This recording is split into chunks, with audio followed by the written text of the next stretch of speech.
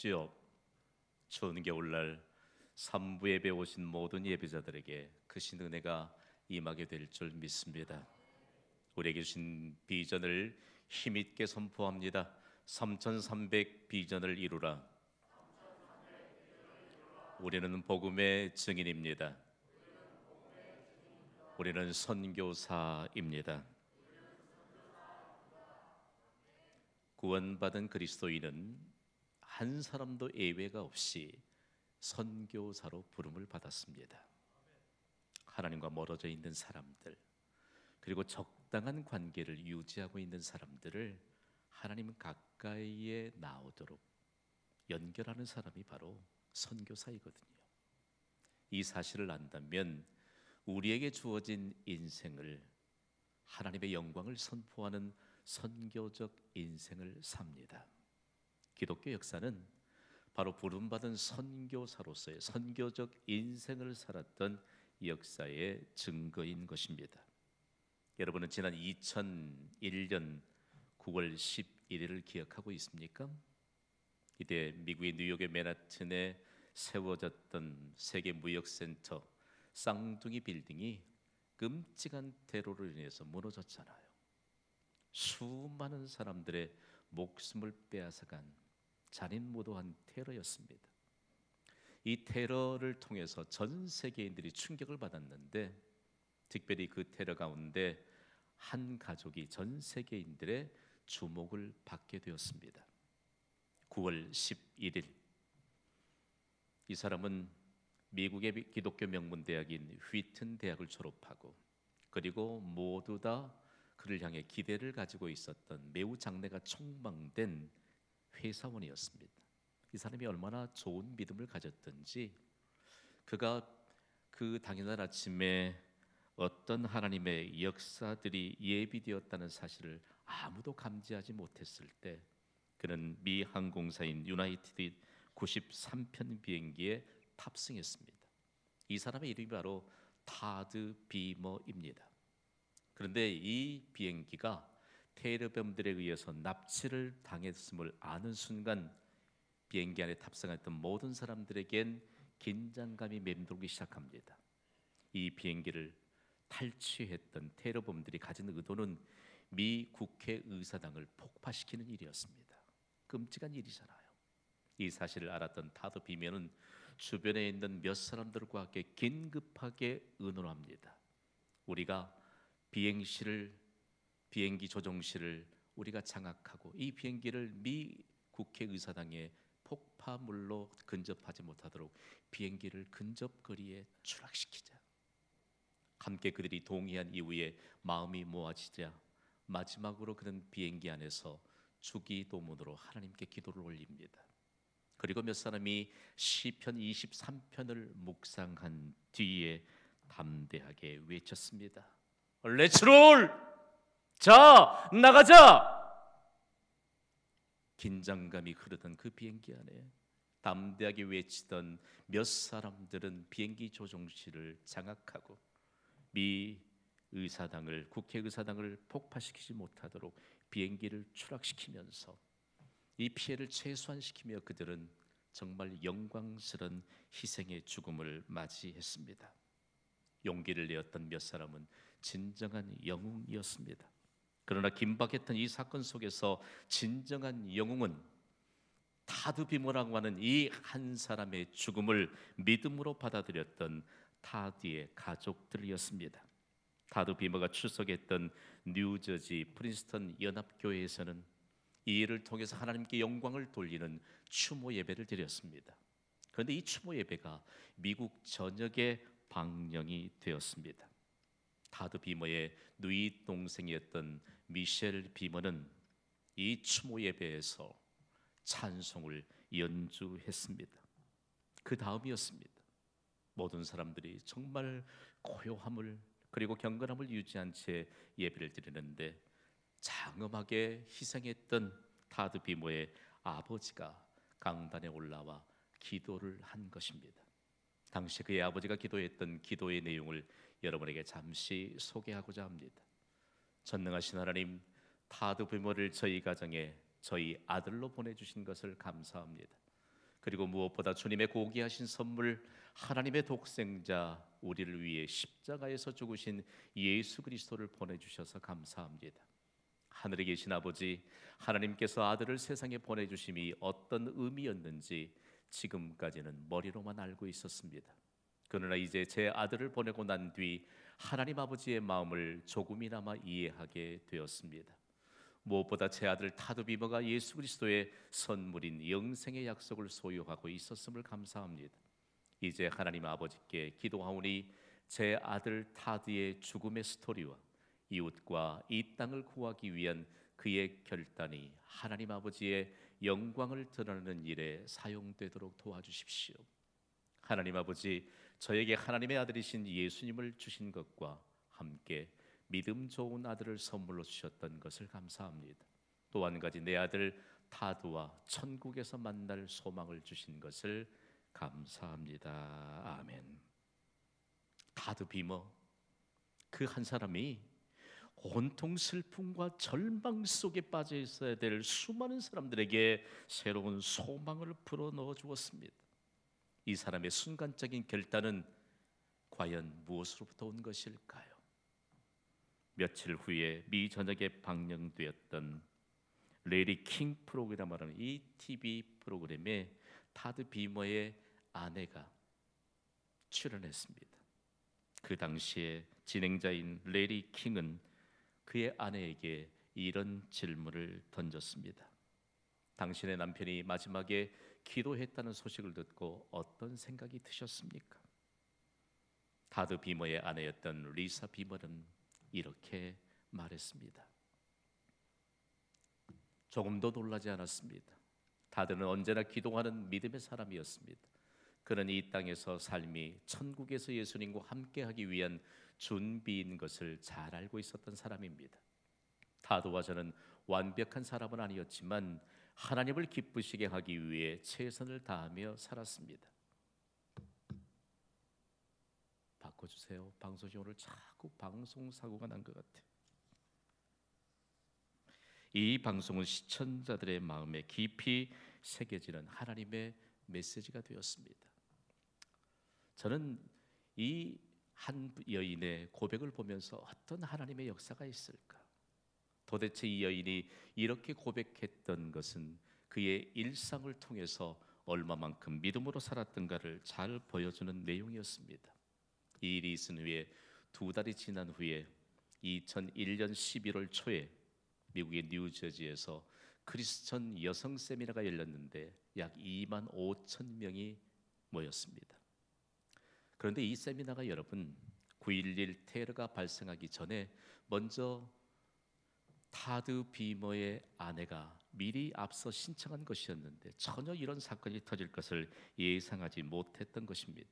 그저 신청한 세미나였기 때문에 참석하기 위해서 참석을 준비했지만 주최 측으로부터 이제는 일반 회원이 아닌 강사로 참석해달라는 이런 요청을 받았습니다. 그는 이 세미나에서 이런 간증을 했습니다. 우리가 잃어버린 것들만을 생각하며 살 것인지 아니면 아직도 남아있는 것들을 생각하면서 살 것인지를 선택해야 합니다. 계속적인 공포 속에서 살 것인지 아니면 소망 속에서 살 것인지를 선택해야 합니다. 그러나 저는 소망 안에서 살기로 선택했습니다. 제가 이런 선택을 한 것은 제가 강해서가 아닙니다. 다름 아닌 하나님이 제게 주신 영원한 소망 때문입니다. 저와 제 남편은 계획성이 철저한 사람이었지만 우리는 9.11 테러를 막을 수는 없었습니다. 이 세미나가 오래전 계획된 것처럼 제 남편의 죽음도 저와 제 아이들의 미래도 하나님의 신실하신 계획 속에 있음을 믿습니다. 그러므로 저는 저의 앞날에 대하여도 소망이신 하나님을 의지하며 살 것입니다. 여러분, 이 정말 사람들의 가슴을 파고드는 신앙의 고백은요, 타드 비모라고 하는 신실한 한 그리스도인이 희생적인 죽음을 당하고 난 이후에 그의 아내가 썼던 책, 그의 남편이 결정적인 순간에 렛츠롤 담대함으로 나아갔던 그 외침의 제목으로 썼던 이 책에 실려 있던 내용입니다. 오늘 우리에게 있어서 이 한 여인의 이 고백이 얼마나 큰 파장을 불러왔을까요?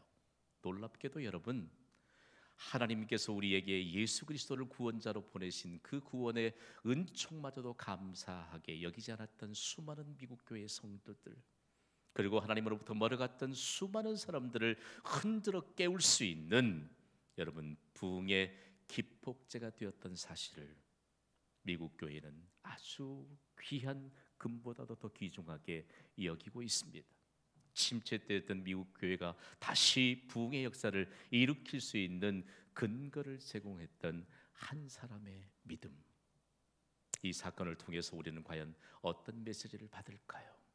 한 사람의 믿음이 가족 모두에게 견고하고 그리고 영원까지 우리에게 보장해 주신 영생을 소망하며 살아갈 수 있는 믿음의 사람들로 견고하게 세우는 가정 선교사였음을 알 수 있습니다. 그리고 지역에 있는 수많은 사람들을 다시 하나님께로 나오게 하는 진정한 선교사로서의 인생을 살았던 것을 알 수 있습니다. 그리고 수많은 전 세계의 그리스도인들에게 강력한 도전이 되었습니다. 우리는 과연 가정 안에서 가족들을 구원시키는 가정 선교사로 살고 있는가? 우리의 지역을 변화시키며 구원받은 인생들에 대한 열매를 맺히게 할 수 있는 진정한 선교사로 살고 있는가에 관한 도전을 불어넣어주는 한 가족이었습니다. 도대체 이런 진귀한 믿음은 어디로부터 온 것일까요? 놀라운 사실은 하나님은 성경에 한 가족을 통해서 이와 같은 일에 대한 근거를 기록해 두셨다는 사실입니다. 오늘 본문에 등장하는 모세, 그리고 그의 아내와 두 아들, 거기에 모세의 장인이 등장합니다. 어쩌면 이렇게 오늘 이 시대를 살아가는 우리에게 우리가 어떻게 살아가야 할 것인가에 관한 내용들을 명확하게 지적해주고 있는 한 가족입니다. 모세를 가정선교사로 부르셨던 그 장엄한 현장으로 우리 함께 떠나보겠습니다. 오늘 본문에 보면 참 재미있는 사건이 전개되잖아요. 이스라엘의 지도자로 하나님이 부르셨던 모세가 이스라엘 백성들을 계속해서 지도하고 하나님의 명령을 따라서 인도하고 있는데, 오랫동안 헤어졌던 그의 가족들, 아내와 두 아들을 모세의 장인이 함께 모세에게 데리고 나오는 장면입니다. 왜 모세의 가족은 이처럼 가족과 함께 떨어져 살았을까요? 이 모세의 가정에 대해서 성경은 출애굽기 4장에 아주 참 우리가 놓쳐서는 안 될 일들에 관한 역사적인 사실로 기록하고 있습니다. 모세는 하나님의 부르심을 받고 난 이후에 믿음으로 순종하고 일관합니다. 그런데 모세가 어떤 인생을 살았는지 우리는 성경을 통해서 알잖아요. 가장 강대국이었던 애굽이라고 하는 나라에 제2인자인 왕자로 살던 그가 어느 날 한날에 살인자가 되고 맙니다. 그러면서 애굽의 바로의 그 화려한 궁중을 떠나서 이제는 미디안 광야로 추방되게 되는 이런 삶을 겪게 됩니다. 그러면서 그는 그곳에서 하나님으로부터 40년 동안 훈련을 받는 가운데 그 과정에서 이방인이었던 미디안 족속이었던 여인 십보라를 아내로 맞아들이게 됩니다. 자, 두 사람이, 한 사람은 하나님을 향한 믿음으로, 그리고 한 사람은 하나님을 향한 믿음이 없는 채 가정을 이루면서 두 아들을 출생하게 됩니다. 그래도 어떤 일이 벌어졌을까요? 이들이 하나님의 부르심을 받고 미디안 땅에서 애굽을 향해 하나님의 명령을 수행하게 가는 그 과정 가운데 이해할 수 없는 일이 벌어집니다. 하나님이 친히 이스라엘 지도자로 부르신 모세의 생명줄을 끊으려고 합니다. 하나님이 모세를 죽이려고 할 때 과연 이 상황 가운데서 우리에게 주시는 메시지는 무엇일까요? 모세의 가정 안에 모세와 그의 아내 두 아들이 있습니다. 이유는 모세와 그의 아내가 두 아들에게 신앙의 책임을 다하지 못한 것뿐입니다. 이 사실을 하나님이 놓치지 않고 모세를 죽이려고 합니다. 다름 아닌 모세는 두 아들에게 반드시 난지 8일이 되면 이 표피, 양피를 베어내는 할례를 행해야 되었음에도 불구하고 그 일을 행하지 않았습니다. 모세 아내는요, 이방인이었기 때문에 두 아들들에게 할례를 행할 것을 원치 않았습니다. 이 사람들은 알고도 그리고 알지 못한 채 일부러 거부하면서 하나님 앞에 죄를 범하게 된 것이죠. 하나님은 모세 가정에 일어난 이 일들을 결코 용납하지 않았습니다. 그러나 자신의 남편인 모세가 죽게 되었을 때 그는 자신의 아들의 양피의 표피를 잘라서 하나님께 던지면서 이렇게 말합니다. 우리 함께 읽어볼까요? 시작. 당신은 참으로 내게 피남편이로다. 아멘. 남편이 죽을 이런 순간에 그의 아내가 깨닫게 된 것입니다. 이 가정에서 벌어졌던 이 사건을 통해서 모세가 죽을 생명이었는데 그의 아들의 양피의 표피를 잘라서 할례를 행하면서 하나님과의 관계를 믿음으로 고백하게 될 때 모세는 살게 되었고, 결국은 이 사건으로 말미암아 모세와 그의 가족들은 헤어지게 됩니다. 그 일에 누가 책임을 졌느냐? 모세의 장인이었던 이드로가 바로 모세의 아내와 아들들을 책임지면서 떨어져 있었던 것이죠. 그런데 오늘 본문에 보면 다시 모세의 장인이 그의 아내와 두 아들들을 데리고 모세를 찾아오게 됩니다. 그런데 오늘 본문에 보면 이전에 신앙으로 일치되지 않았던, 신앙 중심이 아니었던 가족의 모습이 아니요 하나 된 모습들을 우리에게 보여줍니다. 그리고 모세의 고백과 장인의 고백을 통해서 얼마나 큰 감동을 안겨주는지 모릅니다.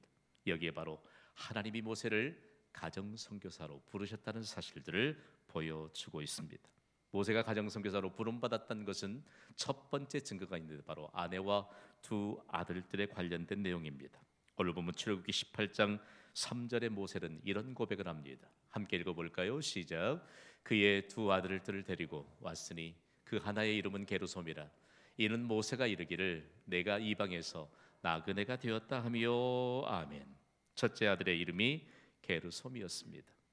여러분, 게르솜이라고 하는 히브리 말은요 그곳에서 이방인이 되었다 혹은 타국에서 나그네가 되었다는 뜻입니다. 모세가 애굽이라고 하는 나라에서 궁중에서 추방당했을 때 그 미디안 광야에서 정말 하나님 말을 의지하며 살 수밖에 없는 그 상황 가운데서 고독한 모세에게 하나님이 첫 번째 아들을 주시면서 게르솜이라는 이 고백을 받아내게 된 것입니다. 여러분 생각해 보세요. 우리에게 자녀들을 줬는데 하나님이 가족들을 하나님께서 우리의 가정에 선물로 주셨음을 믿으시면 아멘 하시기 바랍니다.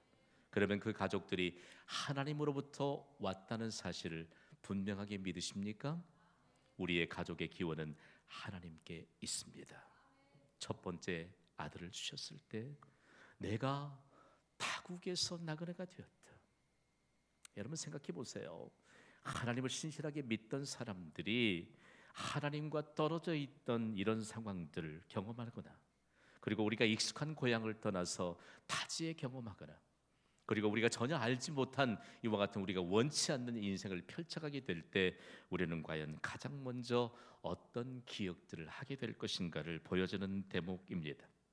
그가 철저하게 추방당했던 그때에 하나님이 위로의 선물로 주셨던 첫째 아들 이름이 게르솜이었고, 또한 모세는 둘째 아들에 대한 이런 고백을 합니다. 오늘 본문 4절입니다. 함께 읽습니다. 시작.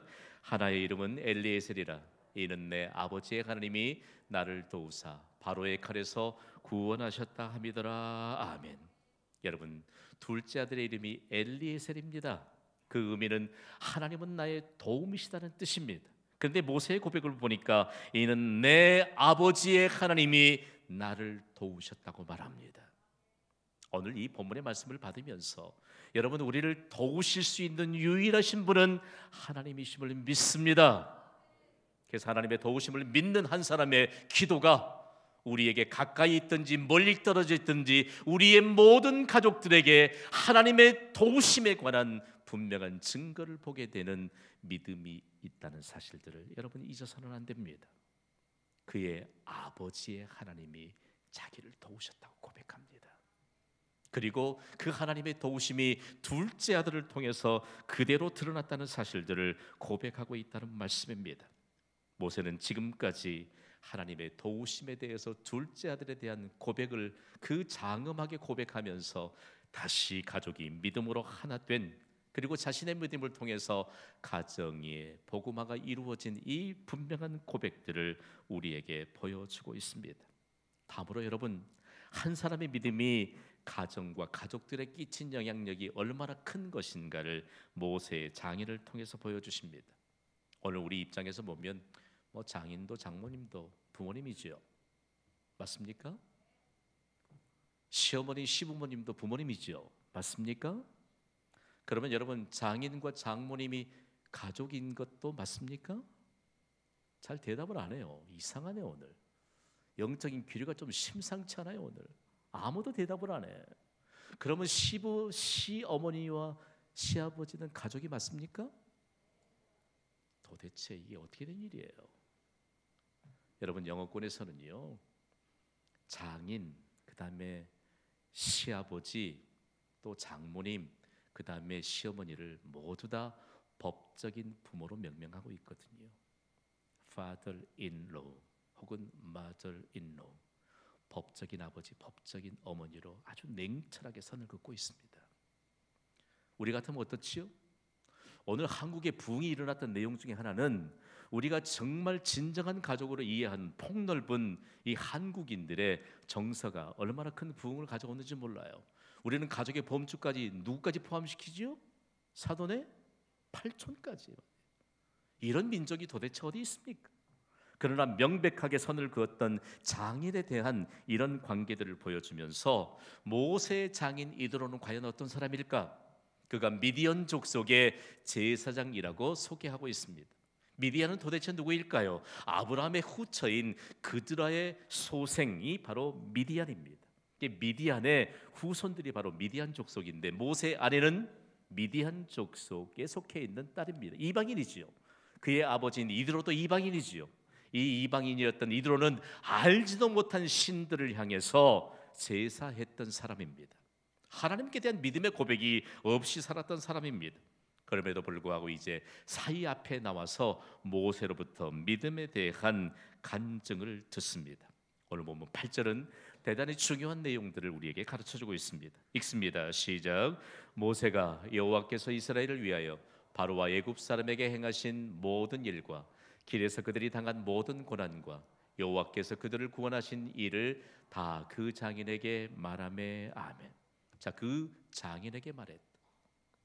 하나님에 대한 어떤 고백을 그가 고백했는가라고 하는 문제입니다. 바로 이런 내용입니다. 장인어른, 내가 믿는 여호와 하나님은 능력의 하나님이십니다. 강하신 팔로 애굽을 물리치셨습니다. 하나님은 능력으로 홍해를 가르셨습니다. 마실 수 없는 쓴물을 단물로 바꾸어 주셨습니다. 반석에서 물을 내어주신 그분이 바로 하나님이십니다. 나의 하나님은 싸움에 능한 아말렉 족속까지 물리치면서 승리를 주신 능력의 하나님이십니다. 이렇게 이스라엘 백성들을 향해 자신이 경험했던 하나님에 대한 믿음에 관한 경험을 간증으로 장인에게 들려주는 것입니다. 그런데 여러분, 이 간증을 통해서 어떤 일들이 일어났을까요? 하나님에 대한 경험도 없던 그의 장인 이드로가 뜻밖의 신앙 고백을 합니다. 오늘 본문 10절 말씀을 함께 읽습니다. 시작. 이드로가 이르되 여호와를 찬송하리로다. 너희를 애굽 사람의 손에서와 바로의 손에서 건져내시고 백성을 애굽 사람의 손 아래에서 건지셨도다. 아멘. 여러분 잘 기억하십시오. 여기에 본문에 대단히 큰 비밀이 담겨져 있습니다. 우리 성도들 가운데도 장인어른과 장모님 모시고 예배에 나온 분들 계십니다. 시부모님을 모시고 함께 예배에 나온 분들이 계십니다. 그렇다고 그분들이 믿음의 고백을 했다고는 우리 다 인정하지 못하지 않습니까? 그러나 모세의 장인 이드로는 믿음의 결단을 하고 있습니다. 다 함께 선포하겠습니다. 여호와를 찬송하리로다. 자, 이 말씀은 절대적으로 먼저 하나님으로부터 선택을 받고 말씀을 받았던 유대인들의 정황 가운데서 이해되어야 합니다. 이 고백은 내가 오늘 어쩌다 한번 교회에 함께 나와서 예배 시간에 함께 찬송 부른 것이 아니라는 말씀입니다. 이 내용에 대해서 시편 146편 2절은 명확한 근거를 이렇게 제시합니다. 함께 읽습니다. 시작. 나의 생전에 여호와를 찬양하며 나의 평생에 내 하나님을 찬송하리로다. 아멘. 이드로가 여호와를 찬송하리로다 라고 고백했던 것은 평생 동안 이방의 신이 아닌 살아계서 역사하시는 여호와 하나님을 찬양하겠다는 결단입니다. 오늘 이 예배 흔들림이 없는 믿음으로 하나님을 향해 이도로처럼 결단하는 이들이 많아지기를 주님의 이름으로 축복합니다. 여호와를 찬양한다는 것은요, 믿음이 있다는 것이거든요. 하나님이 우리에게 믿음을 선물로 주셨습니다. 믿으시지요? 하나님이 우리에게 선물로 주신 믿음은 흔들리지 않는 것입니다. 여러분, 믿음이 흔들린다 이렇게 말하면 곤란해요. 여러분의 마음이 흔들린 것이지 하나님이 우리에게 선물로 주신 믿음은 결코 흔들림이 없습니다. 하나님이 변함이 없으시기 때문입니다.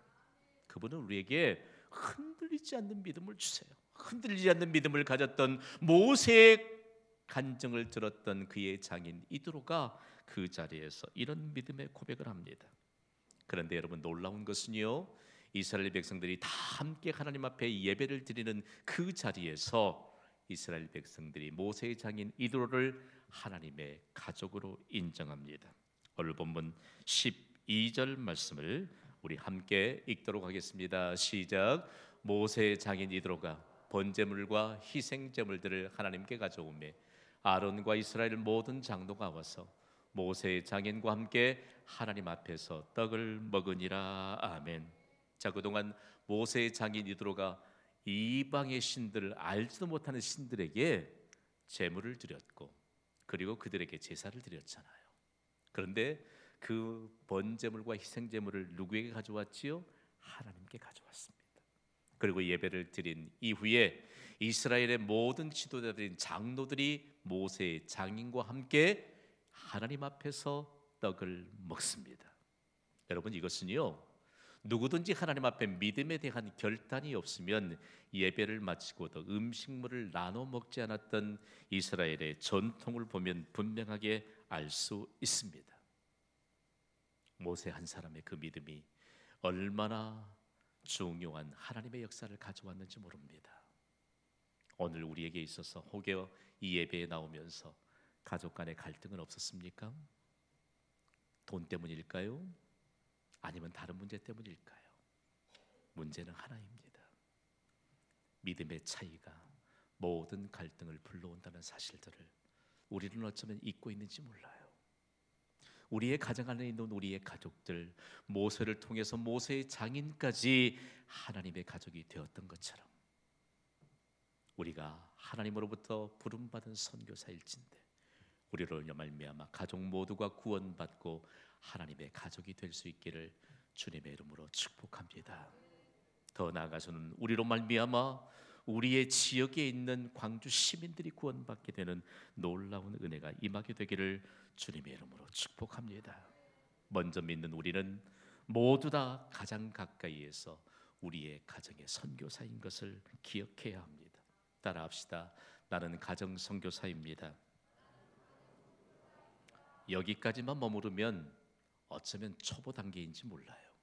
하나님이 우리를 가정 선교사로 부르셨는데 이제는 지역 선교사로 확대되어 나아가게 하십니다. 우리에겐 모든 성도들이 가정 선교사로 세움을 받을진데 우리에겐 경신교회라고 하는 이 교회 안에 수도 없이 많은 작은 경신교회인 소그룹이 있습니다. 경신교회는 그 소그룹을 목장교회라고 합니다. 이 소그룹인 목장교회가 300개가 세워지면 광주의 복음화를 향한 하나님의 놀라운 역사가 출렁이게 될 줄 믿습니다.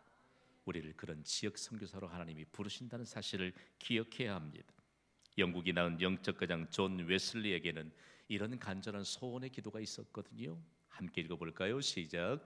만일 나에게 하나님 외에는 두려워하는 것이 없고 십자가에서 죽으신 예수 그리스도 외에는 알지 않기로 작정한 사람 300명만 있다면 온 세상을 복음으로 불바다가 되게 할 것이다. 아멘. 여러분, 존 웨슬리와 그의 동역자들의 활동, 하나님이 웨슬리의 기도를 들어주셨습니다.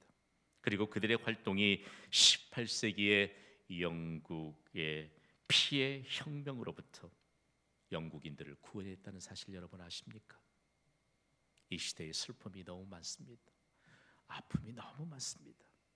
실제적으로 예수 그리스도를 알지 못하고 믿지 못하는 것 때문에 부질없는 고통들을 안고 살아가는 사람들이 너무나 많습니다. 우리는 가정을 구원하고 가정을 복음화시킬 가정 선교사입니다.